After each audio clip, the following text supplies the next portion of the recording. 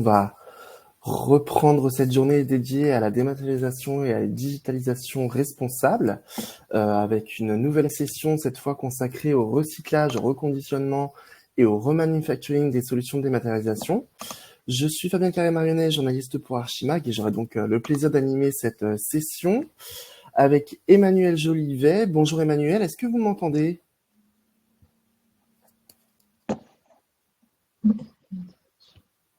Ça fonctionne, oui ? Ah, de toute évidence, non. Et nous avons également Adélaïde ici que j'ai vu connectée, mais qui se prépare et qui s'est déconnectée. Bon, ce sont les aléas du direct, on va y arriver. Je vous demande juste un petit instant.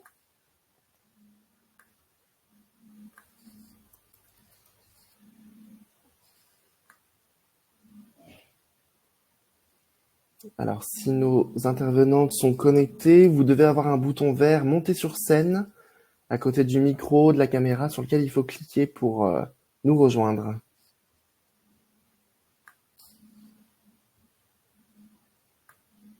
Allô ? Vous m'entendez ? Oui, bonjour Adélaïde, on vous entend. Bonjour. On ne vous voit pas, mais on vous entend. Ok, je fais en sorte que vous puissiez me voir, parce que j'ai bien activé l'option monter sur scène, ça marchait lors de l'essai, mais là ça ne marche plus. Bon.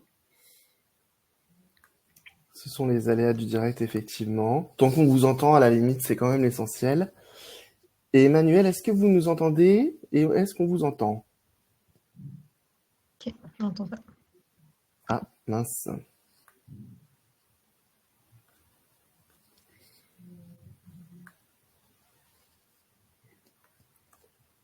C'est quand même un comble, tout fonctionnait pendant la répétition. Oui, je vais me présenter en attendant que ma collègue revienne. Donc, je suis Adélaïde Bouitissi, je suis membre du conseil d'administration en fait de l'Institut du numérique responsable, qui est sur 3 pays, la France, la Suisse et la Belgique. Et moi, je m'occupe en fait de la partie France. Voilà. Je vous laisserai vous représenter effectivement et présenter plus en détail votre parcours, parce qu'il y a beaucoup de choses intéressantes à dire lors de cette conférence. Alors, on essaie de retrouver Emmanuel, qui avait effectivement des problèmes de son. Ce serait quand même dommage qu'on fasse pas une vraie table ronde à 3 plutôt qu'une conversation à 2. Alors, pourquoi la caméra ne se lance pas ? Alors.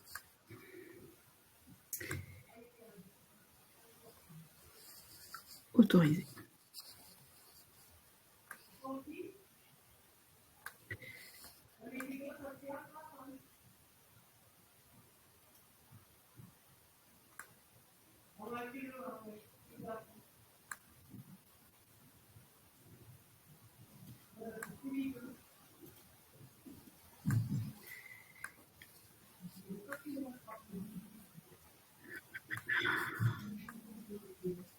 Alors, qu'en est-il ?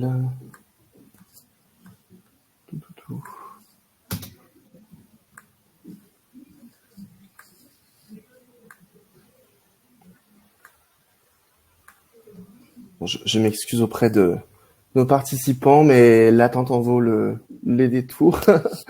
On va avoir beaucoup d'informations très intéressantes, beaucoup de sujets très intéressants également. Et ce serait évidemment dommage de ne pas profiter des éclairages d'Emmanuel également.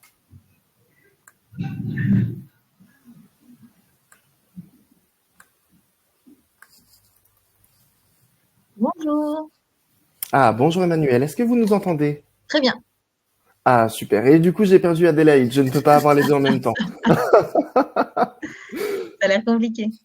Bonjour C'est à quand tous. même un comble. Bon, finalement, on y est arrivé. Effectivement, on vous entendait, on vous voyait, mais visiblement, c'était pas réciproque. Non, je vous entendais pas. Non. Bon, alors, Adélaïde est parmi nous, mais pas sur scène. Ok. Alors. Et cette fois, alors, on voit votre bureau, je pense, Adélaïde. Oui. Et il y a un écho. Il y a un écho, oui.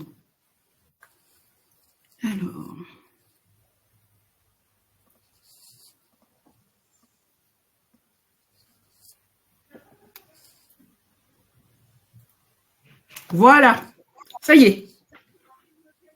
Alors, on voit toujours votre bureau. On vous entend bien, par contre. Vous me voyez là? Non, j'ai l'impression que vous ne nous entendez pas. On va y arriver. Non, Oui, on va y arriver. Alors, on ne vous voit pas, mais on vous entend, je pense.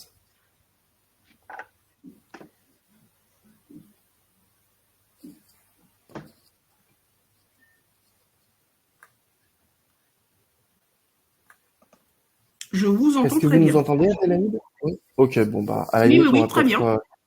Super, bon, bah, on va quand même commencer comme ça, et puis je vais reprendre de zéro.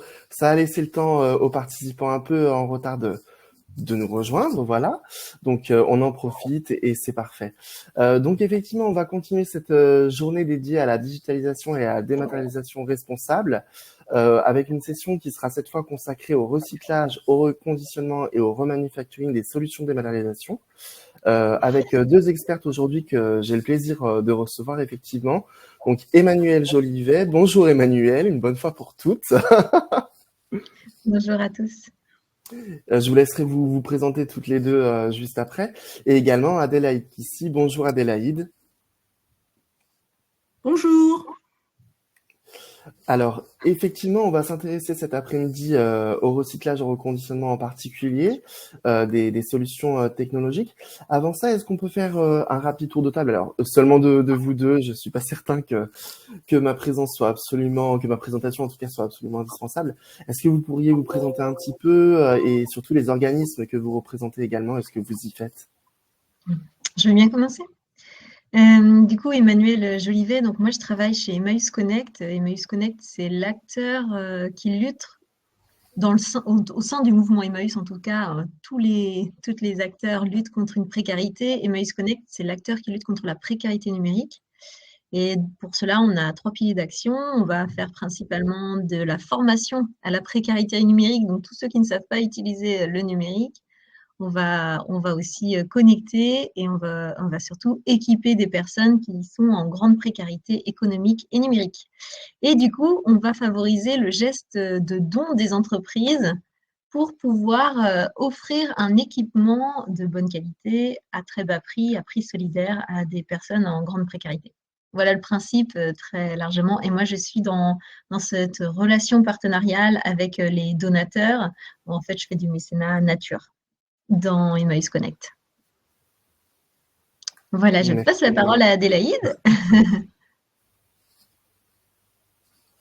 Dont le micro est coupé.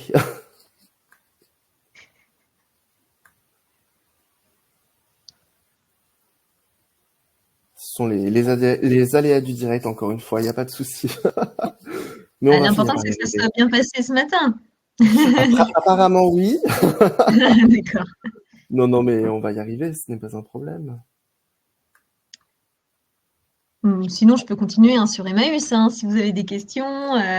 Pourquoi pas. C'est vrai qu'on l'avait pas évoqué lors de nos entretiens préparatoires, mais on a aussi au sein du groupe Serda Archimag une démarche justement de mécénat et on organise en ce moment même justement une collecte d'ordinateurs puisque tous les bureaux sont dotés d'ordinateurs y compris obsolètes ou quasiment inutilisables.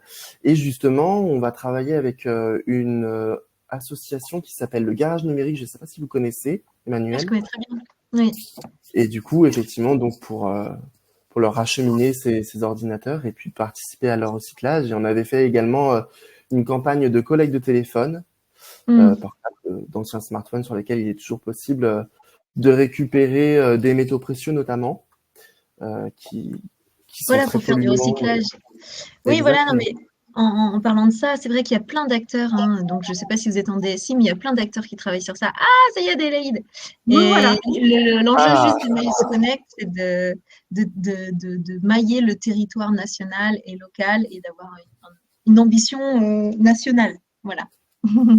Alors, je passe la Il y a beaucoup parole. à faire. Allez-y, Oui. Adélaïde, si vous voulez vous présenter effectivement pour les participants. Donc, je m'appelle Adélaïde Kissy, je suis membre du conseil d'administration de l'INR et j'assure cette mission en tant que bénévole. Donc, à l'INR, je m'occupe en fait du développement du numérique responsable dans différents domaines, l'intelligence artificielle, le jeu vidéo, et j'échange aussi avec les fédérations du reconditionné sur un projet qu'on vous présentera le long de cette intervention. Voilà. Merci Adélaïde. Et puis je souligne aussi que vous êtes maître conférencier, accessoirement quand même, au sein de l'université de Clermont, je crois, si je dis pas de bêtises. Tout à fait, tout à fait. Je suis maître de conférence en informatique et je dirige un département d'informatique graphique. Donc concrètement, je forme des futurs développeurs de jeux vidéo. Voilà. Super, merci beaucoup. Alors écoutez, on va continuer sur des questions qu'on avait évoquées ensemble justement lors de nos réunions de cadrage. Il nous reste un peu plus d'une demi-heure quand même. L'idée, c'est de transmettre des informations évidemment aux participants, mais on vous invite également, vous qui nous écoutez ou nous regardez, à poser aussi vos questions, à interagir avec nous, parce que finalement, c'était tout l'intérêt de cette conférence, sensibiliser et puis informer, ouvrir un peu le débat et mener des réflexions, pourquoi pas lancer des initiatives, sait-on jamais, au moins à l'échelle de certaines organisations. Dans un premier temps, je voulais revenir avec vous, Emmanuel et Adélaïde, sur le cadre réglementaire autour du recyclage et du reconditionnement. Comment est-ce que c'est encadré, justement, ces pratiques aujourd'hui, et en particulier au sein des entreprises et des organisations publiques?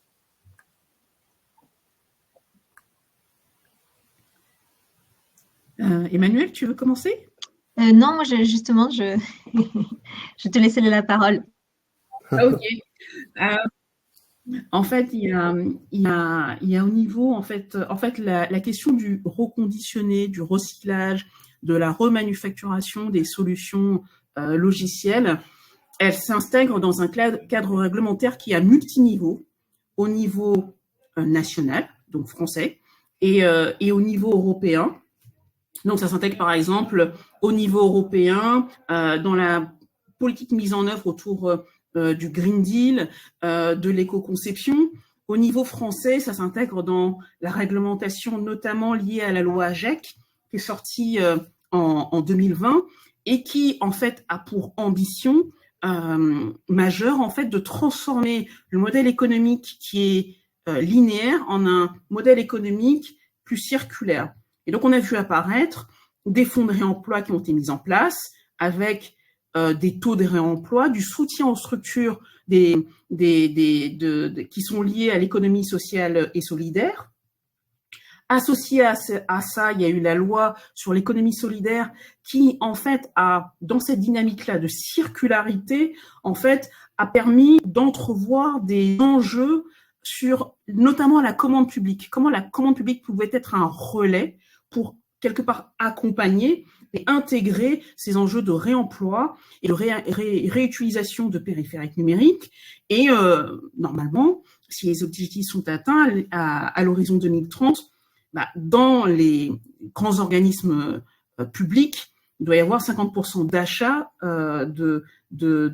issus du réemploi.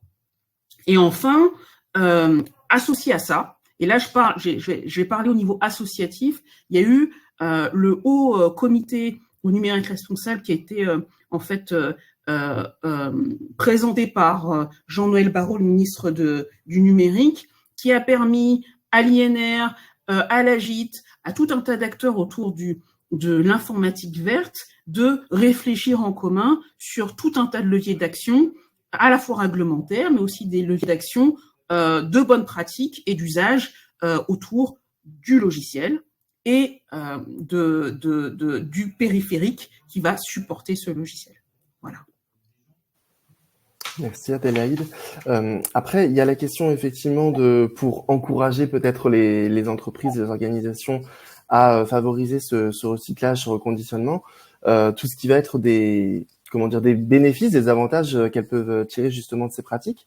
Je crois justement que, Emmanuel, vous avez des métriques éventuellement en la matière sur les avantages économiques et environnementaux liés au recyclage, au reconditionnement, etc., du matériel informatique.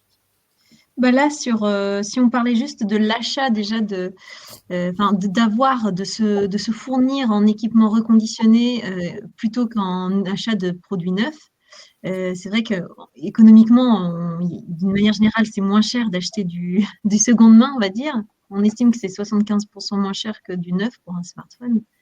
Mais c'est surtout les enjeux environnementaux qui sont intéressants. C'est vrai qu'un smartphone reconditionné, on partage souvent ces chiffres. Si vous faites des fresques du numérique ou autre chose, il y a 82 kilos de matières premières non utilisées. Si on peut prendre du reconditionné plutôt que d'acheter du neuf, c'est 87% de réduction des émissions de gaz à effet de serre. C'est 8 fois moins d'impact. Donc, d'une manière générale, c'est 8 fois moins d'impact d'acheter du reconditionné que d'acheter du neuf, en tout cas sur le smartphone. Après, moi, j'aime bien rajouter une nuance parce que là, c'est assez facile de dire acheter tous du reconditionné, aller tous sur des plateformes en ligne d'achat de reconditionné, mais il y a l'intérêt écologique et économique, en tout cas, il est à nuancer selon les méthodes de recyclage, selon les lieux de recyclage ou de reconditionnement, pardon, parce qu'il y a une étude aussi qui vient amener une autre vision aussi, c'est que il y a tellement de méthodes de reconditionnement, ça peut soit réduire, soit augmenter l'impact environnemental. C'est vrai que si on achète un smartphone sur une plateforme en ligne qui est de seconde main, mais que le smartphone vient d'un ancien utilisateur américain qui a été ensuite reconditionné dans les pays en Europe, si systématiquement on utilise des pièces de rechange de seconde main, des accessoires neufs, ça change un peu la donne. Et donc, pour faire du bon reconditionnement et acheter du bon seconde main, il faudrait aller un cran plus loin, en fait. Il faudrait peut-être cadrer aussi, ça veut dire quoi, un reconditionnement qui a un impact positif. Donc, voilà. Il y a l'aspect sociétal aussi, peut-être, non? Effectivement, lié au recyclage, au reconditionnement. Là, c'est pareil. L'aspect sociétal, il va être intéressant si ça crée du bénéfice pour la société. Et donc, si la méthode de reconditionnement est respectueuse du travailleur, que ce soit en France ou ailleurs, finalement, c'est bien qu'il y ait du boulot partout. Je veux dire, c'est pas le fait d'avoir un reconditionnement français qui est mieux, parce qu'en fait, aujourd'hui, les plateformes de vente de seconde main, c'est très peu reconditionnant. Enfin, c'est pas tout reconditionné en France, mais c'est plutôt un respect, pour avoir un impact positif sur la société, c'est un respect des lois du travail, c'est de ne pas faire travailler les enfants, enfin, des choses comme ça, dans des bonnes conditions. Et là, il y aura un impact positif pour la société. Adélaïde, est-ce que vous voulez compléter un petit peu la réponse d'Emmanuel ou vous approuvez absolument tout, vous êtes d'accord sur tout? En fait, je suis d'accord sur tout. Après, je vais donner un autre point de vue, mais qui va être complémentaire à celui d'Emmanuel, parce qu'en fait, moi, je développe des logiciels et je pense que ça peut être important pour nos auditeurs et auditrices de comprendre en fait pourquoi on en arrive là. Voilà, parce que l'impact environnemental du numérique, le plus gros, c'est l'équipement. Donc, il y a un vrai sujet pour réduire l'empreinte qui est d'allonger la durée de vie de l'équipement. C'est une première chose. La deuxième chose, c'est que, en fait, pour allonger la durée de vie de l'équipement, il faut être, on subit une obsolescence que je qualifierais de psychologique. Voilà, la pub, le fait de devoir changer de smartphone. Mais il y a des choses sur lesquelles, en fait, on n'a pas prise. C'est-à-dire que aujourd'hui, en fait, dans l'industrie du numérique, on a dissocié la source du support. En fait, 88% des Français, ils changent de portable, non pas parce que le portable, il ne fonctionne pas, mais c'est parce qu'en fait, ça rame. Ça rame. Donc, il y a un enjeu, en fait, d'avoir des ressources sur les périphériques qui ne soient pas obèses. Et c'est parce que les ressources numériques sont obèses, voilà, ça rame. Ça rame, et en plus, ça coûte de l'énergie. Et en ce moment, avec la hausse du coût de l'énergie, bon, on essaye de faire attention à notre porte-monnaie. On a des enjeux d'obsolescence qu'on appelle directe, c'est-à-dire qu'on a des logiciels, je ne vais pas en citer ici, mais qui n'ont plus de support technique. Donc, quand vous n'avez plus de support technique, il n'y a pas de choix, il faut changer de version. Voilà, ça ne dépend pas de nous. Après, il y a des incompatibilités. Donc, Aujourd'hui, ce que on voit au niveau, dans cette dynamique en fait de recyclage, de reconditionnement, ce qu'on voit apparaître, c'est des acteurs qui disent il faut sortir de ce qu'on appelle l'obsolescence programmée. L'obsolescence programmée qui, pour les informaticiens, enfin, on l'a tous vécu, hein, c'est cette imprimante qui ne fonctionne plus au-delà d'un certain nombre de feuilles, mais qui est encore fonctionnelle. Donc, vous imaginez ça sur un périphérique numérique, et arriver vers ce que les industriels, donc pas les industriels du numérique encore, mais ça va venir, la pérennité programmée. La pérennité programmée, elle existe déjà dans l'industrie, voilà, ça c'est important de le dire, mais elle existe aujourd'hui chez un vendeur de scooters qui s'appelle Mobion, qui est dans les Hauts-de-France, et qui intègre cela dans un changement en fait de modèle économique. Et c'est aussi ça que je voudrais dire, c'est que on le voit déjà sur certains périphériques comme les photocopieurs d'entreprises, où en fait aujourd'hui on n'achète plus de périphériques de ce type de périphérique-là, on est déjà sur la fonctionnalité. Donc ça c'est un deuxième point. Ensuite, dans l'enjeu social, il y a un enjeu d'emploi. Il y a une étude extrêmement intéressante que je me permets de citer, qui est l'étude qu'à l'INR on a effectuée avec la fédération Ordi 3, et qui dit, en gros, le scénario, c'est est-ce que si 40 entreprises du CAC 40 reconditionnaient 60% les ordinateurs, combien ça créerait d'emplois par an? Question, voilà. À cette réponse-là, l'étude dit qu'il y aurait 90 emplois par an, 50 000 tonnes d'émissions évitées, 372 millions de litres d'eau évités. Voilà. Ensuite, si vous étendez ça à des équipements de type de catégorie 3 ou de catégorie 41, donc ça, je vais être plus précise, c'est les écrans, les imprimantes, les serveurs, et ben en fait, et que maintenant vous prenez toutes les entreprises du CAC 40, selon l'étude, vous avez plusieurs emplois créés sur les territoires non délocalisables. Donc il y a un véritable enjeu de créer, ou en tout cas de soutenir ces filières sur les territoires. Et l'étude d'Ordi 3, je ne sais pas si je peux me permettre de la mettre dans le chat pour les auditeurs et auditrices voilà, elle est intéressante à ce niveau-là, c'est que on parle beaucoup d'industrie, de circularité, c'était ce que je disais au départ, et voilà, les projections au travers de cette étude montrent que oui, c'est possible de créer de l'emploi en soutenant évidemment tous les acteurs de la chaîne complète du reconditionné. Voilà. Beaucoup de points positifs du coup, mais dans ce cas, quels sont les freins au changement aujourd'hui? Quelles sont les problématiques finalement auxquelles s'opposent les organisations, les entreprises et aussi les pouvoirs publics d'une certaine façon, j'imagine? Peut-être Emmanuel? Ouais. Alors là on parle du frein au changement de favoriser le reconditionné ou d'acheter le reconditionné. Les deux, tant qu'à faire. Parce que moi, ma réponse, c'est un changement de culture ou de paradigme qu'il faut faire, c'est-à-dire le recyclage. Il a été mis en place après, je ne sais plus quelle loi, donc dans les années 70 ou 80, pardon, 90, on a dû mettre en place le bac jaune. Le recyclage, il est là. Maintenant, on a tous ce réflexe, et encore, on stagne un petit peu à 65-67%, je crois. De nos emballages en tout cas. Mais la culture du réemploi, elle est toute nouvelle depuis la loi AGEC vient de sortir.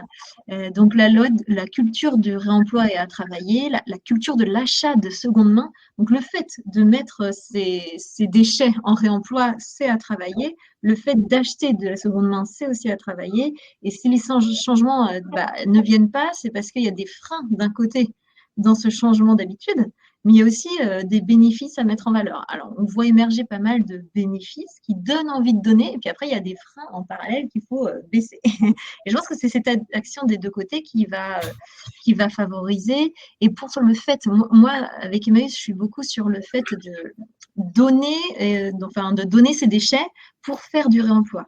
Et là, donc, pour vous, les entreprises ou les collectivités, là, je vois dans les auditeurs, il y a beaucoup de collectivités. Quel est le frein pour donner son équipement en réemploi? Si on parle du numérique, il y a des peurs, il y a besoin de transparence. Des fois, on garde, en tant que citoyen, moi, je garde souvent aussi au cas où, mais en tant qu'entreprise aussi ou collectivité, il y a oui, c'est beaucoup de peur. Et juste pour partager, j'ai échangé avec Ecologique, donc qui est l'acteur de recyclage des déchets électroniques, qui lui met en place des bornes, des bornes dans les magasins pour qu'on puisse amener en tant que citoyen nos smartphones usagés, tout ça. Et les bornes restent quand même grosso modo vides. Il y a un problème enfin, même si tout est fait, donc c'est pas très compliqué. J'avoue, moi aussi, hein, j'arrive pas toujours à déposer des équipements, je les garde dans mes tiroirs. Pourtant, en bas de ma rue, il y a cette borne gratuite. Elle est là, j'ai juste à mettre mon équipement dedans et je l'ai pas encore fait. Et donc, les bornes sont grosso modo vides.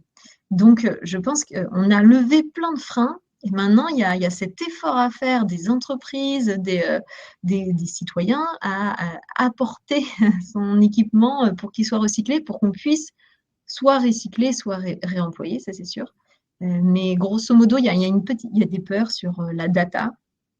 Est-ce que si je donne mon smartphone, mon ordi, quelqu'un va récupérer les photos et tout ça? Il y a et peut-être il n'y a pas assez de bénéfices aussi pour les ventes. Enfin voilà, il y a pas mal de choses. Donc ça, c'était pour le réemploi et l'achat de seconde main. Si tu disais, Fabien, de parler les deux, et après je te laisse la parole, Adélaïde, mais l'achat de seconde main, pourquoi elle est bloquée? Souvent, c'est parce qu'on a besoin d'acheter, même nous, chez Emmaüs, on vend des équipements de réemploi à des bénéficiaires très précaires. Donc, c'est-à-dire qu'ils ont très peu d'argent. 80% des bénéficiaires qui viennent chez Emmaüs Connect, ils ont moins de 650 € par mois, hein, c'est important. Et donc, on leur offre des smartphones à très bas prix, des ordinateurs aussi. Et pourtant, leur premier réflexe, ça va être le marketing. Ah non, non, non, lui, il est pas beau.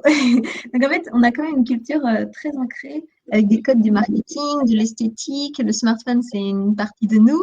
Et du coup, je crois que ça, c'est un gros frein. On est assailli, Adélaïde t'en parlait, on est assailli quand même de pubs et dedans, il faut avoir des choses bien à la mode et tout ça. Donc, ça, c'est un premier frein pour l'achat de seconde main. Après, bon, on peut le dépasser, mais il y a une autre frein, c'est la peur de la mauvaise qualité. Là aussi, c'est vraiment un changement de paradigme. On ne sait pas trop, on est un peu frileux. Et quand on a un public un peu avec du mal avec le numérique, vaut mieux, quand on n'est pas vraiment à l'aise avec le numérique, on n'a pas vraiment confiance dans quelque chose qui est de seconde main. Donc, il faut accompagner tout le monde vers ce changement de paradigme. Donc là, la pub, moi, je ne suis pas contre la pub et le marketing, mais peut-être favoriser cette culture de seconde main et de réemploi. Voilà. On la voit déjà bien apparaître avec les vêtements notamment, pourquoi pas avec les appareils électroniques, effectivement. Un peu, ça commence quand même à venir, mais effectivement plus en B2C qu'en B2B finalement. C'est vrai qu'on le voit de plus en plus. Adélaïde, est-ce que vous auriez des pistes éventuellement pour inciter justement davantage à la fois à recycler et à utiliser des technologies qui sont issues justement de ce reconditionnement? Est-ce qu'il y aurait des pistes de réflexion là-dessus ou pas encore? Il y a des pistes de réflexion. Alors, il y a des travaux en cours. Déjà, il y a des modèles qui existent. Parce que il y a un enjeu aussi, c'est la manière dont sont fabriqués les périphériques. C'est-à-dire que si on prend des marques connues, comme par exemple Fairphone, on est sur des périphériques numériques qui sont conçus de manière modulaire. Et la conception et la fabrication de manière modulaire, en fait, facilite quelque part un peu plus le réemploi ou le reconditionnement. On voit apparaître ce qu'on appelle des micro-usines. Donc les micro-usines, qu'est-ce que c'est? Ce sont des usinettes, comme le disent les Canadiens, qui ont une emprise en sol qui est très faible et qui, au travers d'un processus robotisé, sont en train de traduire, de manière assez simple, cette conception modulaire. Donc là, c'est l'état de recherche. Et après, comme initiative, que l'on voit aussi, donc je parlais du logiciel, c'est, permettez-moi l'expression, l'éco-conception qui, en fait, permet de tailler, si vous voulez, dans le gras du logiciel, de sorte à les rendre comment dire, plus légers, moins énergivores. Et donc, comme d'un point de vue pratico-pratique, le logiciel est associé à l'équipement qui est un support, si on a en fait des logiciels qui sont plus légers, on va rallonger la durée de vie. Voilà. Ensuite, au niveau des territoires, la loi Rennes et notamment son article 35 enjoint fortement les EPCI de plus de 50 000 habitants à développer une stratégie numérique responsable. À l'INR, au travers des outils qu'on développe, on voit de plus en plus de collectivités se saisir de cette opportunité de cette stratégie numérique responsable obligatoire au travers de la loi Rennes pour travailler justement sur la création de filières locales dans les territoires. Voilà. Donc on a des exemples en Auvergne, enfin dans toutes les régions en fait aujourd'hui. Et enfin, si je reviens à cette question de l'usager, au-delà de l'obsolescence psychologique dont a parlé Emmanuel, il y a un vrai enjeu en fait d'avoir des éléments sur la qualité des composants critiques en fait du périphérique numérique. Et en ce sens, à l'INR, avec le CIRMIET, Ordi 3D, RQ, qui sont 3 grandes fédérations en fait du reconditionnement, on travaille sur un label de confiance en fait autour du reconditionné. En gros, pour faire simple, de la même façon que quand vous allez en supermarché pour acheter un produit agroalimentaire, vous avez un label AB, agriculture biologique, qui vous donne des éléments de confiance sur la qualité du produit agroalimentaire et qui aussi a un processus d'audit et de labellisation et de certification de produits, en fait, on essaie de transposer ça tout simplement aux smartphones, tablettes et PC sur le territoire national. Je ne sais pas si j'étais claire ou pas. Si, en tout cas pour moi, ça l'était. Si effectivement ça nécessite des précisions, n'hésitez pas, chers participants, à utiliser le chat. Emmanuel, je crois qu'il y a Emmaüs Connect également qui mène des initiatives au niveau national, justement, pour encourager justement des actions locales ou nationales de reconditionnement solidaire, notamment, si je dis pas de bêtises. Oui, c'est exactement ce que disait Adélaïde. Nous, je rajoute juste la notion de solidaire, donc c'est du réemploi, c'est tout comme ce que fait le SMIRNIET, enfin, tout ça. C'est juste que nous, on a un modèle un peu différent, on va demander des dons, donc on ne rachète pas les flottes informatiques en fin de vie, on va demander un don, on va assurer le transport et on va assurer le reconditionnement avec des reconditionneurs solidaires, c'est que des chantiers d'insertion pour l'instant. Voilà, que des chantiers d'insertion où c'est des personnes qui réapprennent, on va dire, à travailler.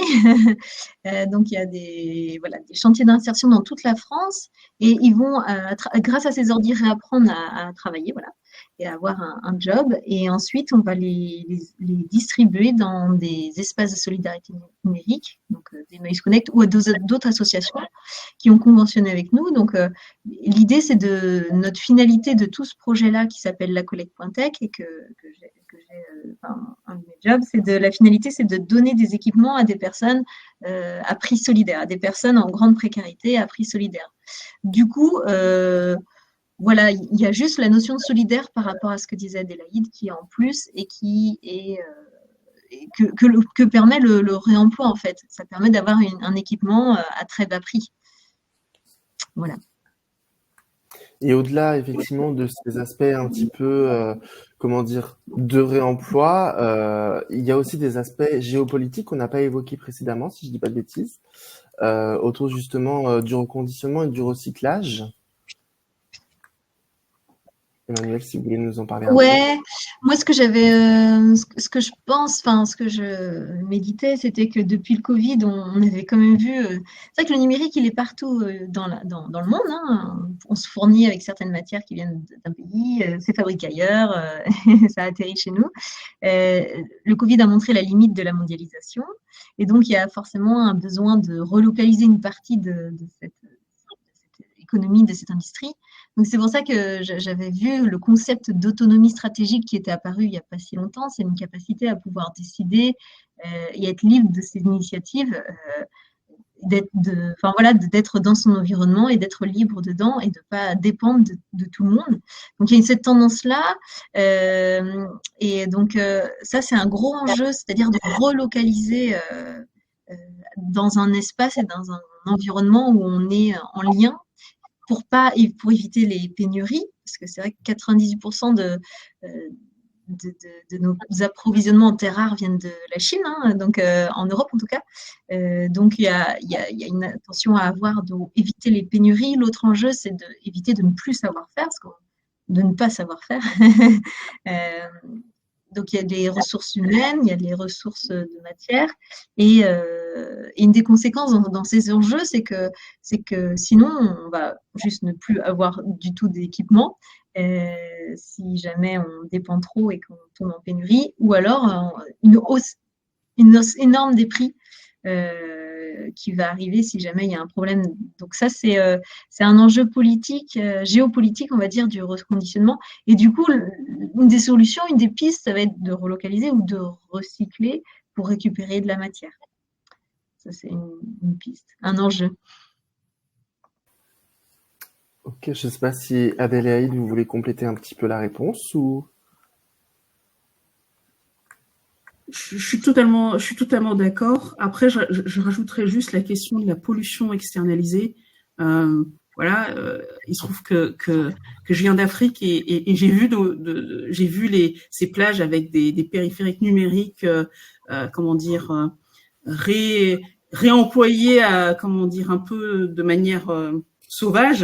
Et il y a des enjeux de santé publique en fait dans ces pays du tiers-monde, de pollution externalisée. Et donc, je pense que ça fait aussi partie de notre responsabilité en fait de gérer nos déchets et de réemployer au maximum en fait nos périphériques et allonger la durée de vie. Voilà. Jeter, c'est bien, mais encore faut-il le faire correctement. Effectivement. Il y a des enjeux aussi au-delà des aspects environnementaux, géopolitiques, qui vont concerner plutôt des enjeux opérationnels et techniques, éventuellement, qu'on n'aurait pas évoqué précédemment. Ouais, donc si on prend la notion de reconditionnement... Ah pardon, vas-y Adélaïde, tu voulais parler? Vas-y, Emmanuel, vas-y. Je disais, aujourd'hui, en tout cas, il y a des enjeux opérationnels et techniques, on va dire, dans le recyclage et dans le reconditionnement, surtout si on parle du numérique, parce que les produits numériques, c'est plein de petits équipements, de métaux, tout ça mélangé, donc c'est très complexe et varié, hein, comment on fabrique un smartphone. Et donc, le recyclage, concrètement, il pose encore des problèmes techniques. Donc, c'est pour ça qu'il faudrait investir, mais moi, j'avais noté ce chiffre qui m'avait marqué. C'est vrai qu'on dit il faut recycler, mais 1% des terres rares aujourd'hui, donc le lithium, le gallium et l'indium, là, sont recyclés. C'est-à-dire que même si on récupère plein de matières, on n'arrive pas à l'intérieur de tout ça à récupérer, à recycler le terre rare parce que leur présence est dans trop petite quantité et c'est difficile de les séparer des autres métaux. Donc là, il y a de la R&D à faire, donc un enjeu technique et opérationnel. Et puis pour les autres métaux qu'on chercherait à récupérer, parce que bon, bah, pour le plastique, on en a déjà plein, mais en tout cas, il y a les autres métaux qu'on cherche à récupérer, on les récupère déjà. Et bon, là, il n'y a pas vraiment d'enjeu, on va dire, sur le recyclage. Il y a quand même un enjeu économique aussi. C'est vrai que bah, les coûts de recycler ces métaux versus le coût d'achat à sortie de mine, enfin voilà, il est pour l'instant encore similaire. Donc, pour l'instant, ça c'est pour le recyclage. Et pour le reconditionnement, il y a des enjeux techniques, mais ça peut-être Adélaïde, tu pourras en parler. Mais en gros, il faudrait travailler sur l'éco-conception pour que ce soit plus facilement réutilisable, plus modulaire. Pour l'instant, c'est pas le cas, hein. Et je voulais juste ajouter un enjeu réglementaire, en tout cas sur le recyclage, mais peut-être pour demain, parce que pour l'instant, il n'y en a pas. Mais il y avait une étude que j'avais trouvée intéressante qui avait analysé l'impact de mettre une loi pour recycler à 100% nos équipements électroniques. Et bah, l'enjeu, bien sûr, c'est de diminuer l'empreinte carbone du numérique. et d'avoir plus de circularité. Donc pour l'instant, c'est pas obligatoire et c'est pas encore en cours. Mais si on imaginait que demain on devrait recycler à 100%, et ben là, il faudrait vraiment mettre un coup de carburant là sur la stimulation de la R&D, sur la technologie de recyclage beaucoup plus innovante, parce que là, on n'y est pas du tout. Il faudrait que les fabricants revoient leur processus de conception. Donc là, on parle d'éco-conception pour que les composants puissent plus facilement démonter, recycler ou réemployer. Mais ça serait super, parce que ça permettrait de créer des nouvelles opportunités de secteurs économiques, d'entreprises. Mais ça engendrerait toujours un coût plus élevé pour acheter le matériel. Donc, on ne va pas vers une diminution du coût, parce qu'à chaque fois, j'ai l'impression que je donne un argument, il y a attention, ça va augmenter le coût. Mais je ne vois pas comment on peut faire différemment. Adélaïde, vous vouliez compléter, je crois. Je suis totalement d'accord avec ce qu'a dit Emmanuel. Je rajouterais que si on se met à rêver, l'idéal, ce serait d'arriver à de la remanufacturation, du remanufacturing plutôt que du reconditionné. Ça veut donc dire essayer de pouvoir remettre les pièces, ou en tout cas les dispositifs, à un état de performance supérieur ou égal à ce qui était initialement. Et c'est compliqué, c'est vraiment challengeant. Et là-dessus, on est tous d'accord. Et c'est pour ça que j'évoquais l'exemple de Maubion, en fait, dans les Hauts-de-France. Alors oui, c'est pas un exemple de l'économie numérique, mais il nous inspire beaucoup sur, en tout cas, la trajectoire vers laquelle on souhaiterait aller. Après, ce que je voudrais aussi rajouter, c'est le fait que dans les services et les ressources numériques, on voit apparaître des technologies, l'intelligence artificielle, le métaverse. Alors, métaverse qui est une technologie composite, puisque ça intègre de l'intelligence artificielle, etc., etc. Et on se pose très sérieusement la question de comment on peut avoir des technologies numériques qui sont aussi poussées, et comment elles vont en fait fonctionner sur des périphériques reconditionnés. Là, il y a un vrai sujet d'éco-conception de services dans une sobriété, et peut-être aussi un des enjeux de renoncement en fait de certaines typologies de technologies. Voilà.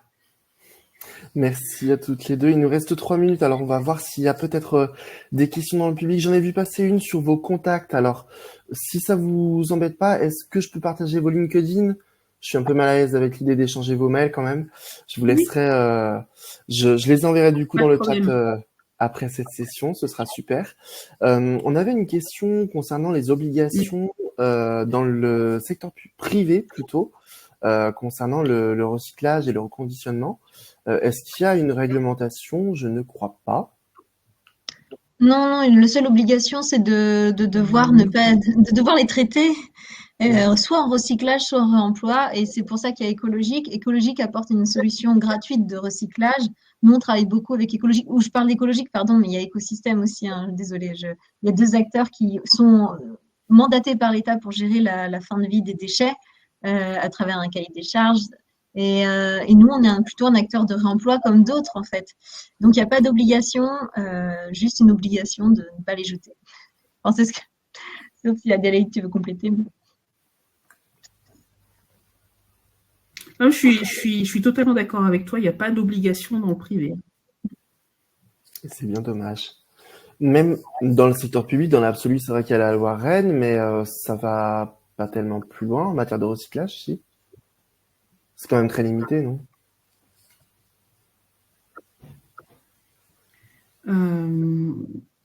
C'est limité, mais je dirais qu'on va vers un mieux parce qu'il y a des objectifs à atteindre. C'est déjà ça alors. Parfait. Bah écoutez, a priori, il n'y a pas d'autres questions. Il y a des commentaires qui sont très intéressants, ceci étant dit. Je vais partager dans ce cas vos LinkedIn. Comme ça, nos participants pourront prolonger un peu cet échange avec vous et recueillir vos éclairages encore une fois. Merci à toutes les deux pour votre participation lors de cette table ronde. J'espère qu'elle aura intéressé les participants. Merci de vous être rendus disponibles surtout. Et puis... Merci à toi pour l'inviter, pour l'invitation. Merci beaucoup. À refaire avec plaisir. Merci. De toute façon, Merci, Fabien. On se retrouve dans quelques heures à Adélaïde. Et puis, Emmanuel, au plaisir de se retrouver pour une prochaine journée des maths éco-responsables, espérons-le.